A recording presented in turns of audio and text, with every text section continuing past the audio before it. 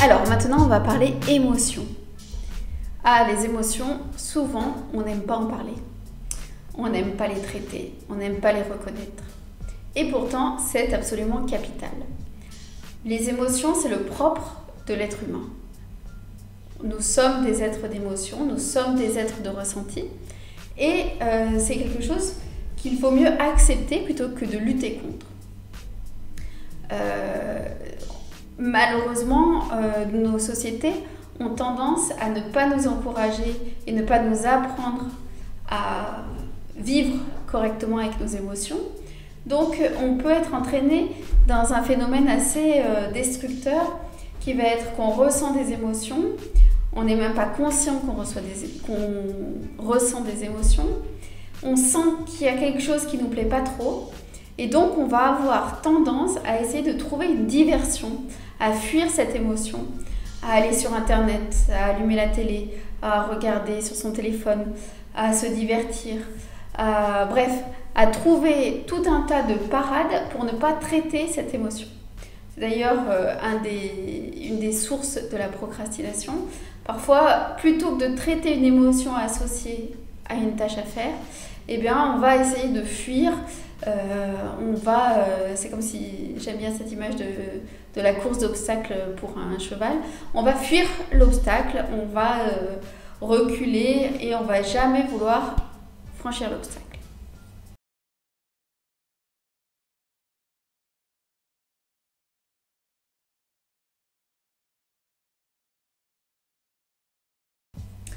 Le risque là-dedans, c'est que c'est un peu comme une casserole d'eau bouillante, tu vois. Si les émotions sont à l'intérieur de toi et que tu mets un couvercle par-dessus bien hermétique pour être sûr de ne pas devoir traiter cette émotion, ça n'empêche pas l'eau de bouillir, mais ça fait juste que tu montes en pression à l'intérieur de toi. Ce qui est dommage, après ça fait un peu cocotte minute, je ne sais pas si tu as déjà ouvert une cocotte minute, mais il y a de quoi se brûler sérieusement. Donc, ne pas reconnaître ses émotions, c'est la meilleure façon de monter en pression, d'être sous pression et finalement de ne pas être bien. Or, la toute première recette pour réussir, quelle que soit l'activité, quel que soit le champ professionnel ou l'objectif à atteindre, c'est d'être bien. L'urgent, c'est d'aller bien. Puisque quand tu seras bien, c'est comme l'histoire de la plante dont je t'ai parlé précédemment, si tu es bien, eh bien, tu vas fleurir, ça va être naturel, tu vas porter du fruit, tu vas te porter bien, fleurir, voilà, exactement. Il n'y a pas d'autres mots, j'ai du mal à trouver mes mots puisque la réalité est toute simple. Donc, on veut que tu ailles bien et pour que tu ailles bien, il faut que tu saches quoi faire de toutes ces émotions. Donc, tout d'abord, je pense que c'est un peu comme une sorte de gymnastique au quotidien. Il faut s'interroger sur ses émotions quand il y a quelque chose qui arrive dans ta vie. Et là, qu'est-ce que je ressens ? Ça peut être plus facile si tu le fais avec tes amis, si tu le fais avec un proche, donc par un jeu de questionnement. Et là, quelles sont tes émotions ? Dis-moi tes émotions. Tu peux le faire de manière tout à fait personnelle également, c'est un travail qu'on fait assez facilement. Tu prends un petit carnet, on pourrait appeler ça un journal intime, mais le but, c'est pas de raconter les événements, c'est pas de raconter ce qui se passe. Le but, c'est de raconter ce qui se passe à l'intérieur de toi, ce que tu ressens, ce que ça a suscité. Et n'aie pas peur de même dire ce dont tu pourrais avoir honte éventuellement. Donc, une méthode plutôt facile et assez efficace, c'est justement d'avoir son petit carnet et quand il y a des événements forts qui arrivent, d'écrire ses émotions. J'ai peur de ne pas y arriver. Je me suis sentie humiliée. Je me sens perdue, je suis stressée, je suis déçue par moi-même, je suis déçue par les autres. Bref, quelle que soit cette émotion, elle est valable. Le problème justement, c'est que plus on va essayer de mettre le couvercle sur notre casserole, plus ça va donner du poids à l'eau qui bout. Tu as déjà essayé, tu mets un couvercle sur une casserole d'eau qui bout quand tu fais des pâtes ou quelque chose d'autre. Et parfois, ça devient tellement fort que ça soulève le couvercle. À l'inverse, tu mets l'eau à bouillir, tu ne mets pas de couvercle. Là, tu peux oublier la casserole pendant des heures. L'eau va s'évaporer, mais il n'y a pas d'autre activité physique qui va se produire. Et bien là, ça va être exactement la même chose. C'est-à-dire que plus tu vas avouer ton émotion à toi-même, plus tu vas la reconnaître, plus tu vas la regarder. Une fois qu'elle est sur le papier, tu vas dire « je regarde, oui j'ai peur. » Tu vas regarder cette peur en face et le plus souvent, tu vas te rendre compte qu'en fait, elle perd de son intensité en étant évoquée, en étant nommée, en étant écrite surtout. Donc, tout le monde sait que écrire, c'est très cathartique. Il y a énormément de programmes de développement personnel qui proposent de sortir ses idées et de sortir ses émotions, justement. Moi, j'appelle ça un peu sortir sa poubelle intérieure, tu vois. Quand tu as ta poubelle qui reste depuis plusieurs jours dans la cuisine, ça commence à sentir, ça commence à fermenter, c'est pas très bien. Mais si tu la sors, là, il n'y a plus de souci, le problème est évacué. Et bien avec les émotions, c'est exactement pareil.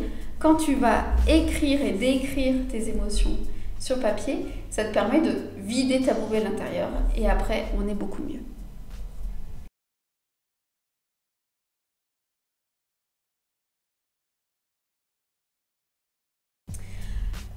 Une deuxième chose également, c'est que plus tu vas lutter contre cette émotion, plus tu vas lui donner de la force. C'est-à-dire, si tu n'acceptes pas de sentir cette émotion, ça la renforce en profondeur.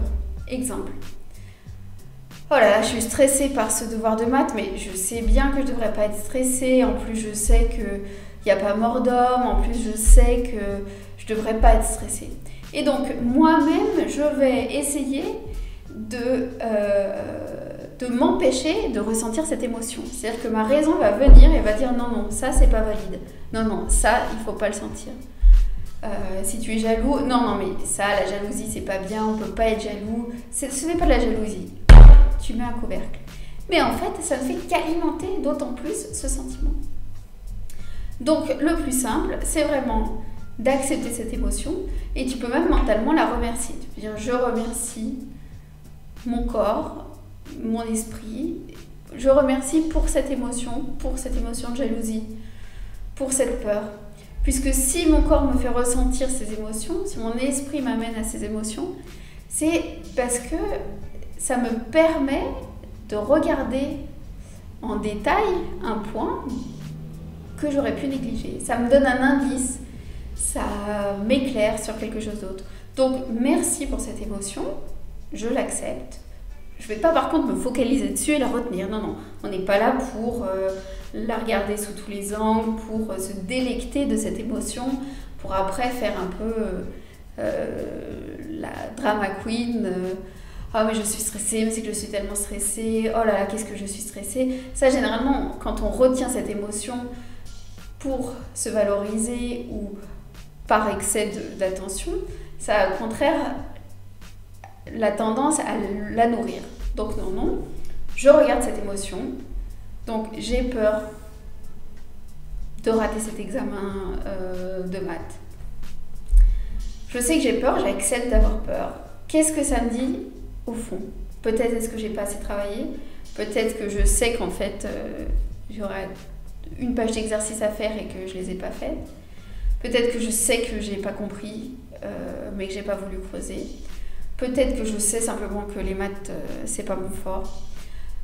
Peut-être qu'au contraire, j'ai l'impression que je vais pas y arriver et du coup, je me bloque moi-même en continuant à me répéter que je ne vais pas y arriver. Bref, une fois que j'ai pu mettre sur le papier mon émotion, il y a tout un travail d'analyse qui ne doit pas prendre longtemps, qui doit prendre 5 minutes, à faire pour la regarder. Je la remercie. Et enfin, petite astuce, une phrase que j'aime beaucoup, que j'ai lue sur le blog de Livia Desblocs, qui est très intéressant, qui est « J'ai peur, mais je le fais quand même ».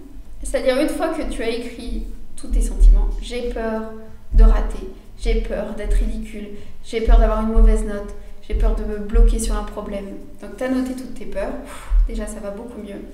Et ensuite, eh ben, tu peux dire j'ai peur, mais je vais le faire quand même. J'ai peur d'aller en territoire inconnu, mais je vais le faire quand même. Et ça, c'est très puissant puisque ça te permet de dépasser ta peur.